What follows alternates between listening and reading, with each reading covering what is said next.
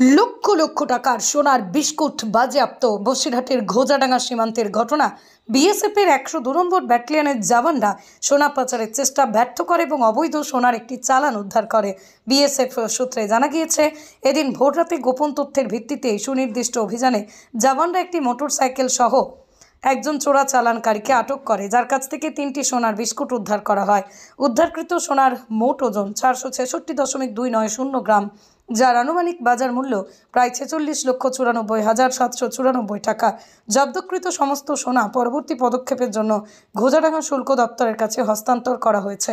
ধৃতের নাম সুব্রত সরকার, সে ঘোজাডাঙ্গারই বাসিন্দা।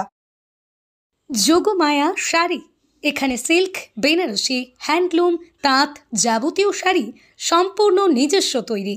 আমাদের ঠিকানা মতিগঞ্জের পাশে সেনকো গোল্ডের বিপরীত রাস্তা, শান্তিপুর, নদিয়া। যোগাযোগ নাম্বার 7501813803। আমরা শুধুমাত্র পাইকারি বিক্রেতা।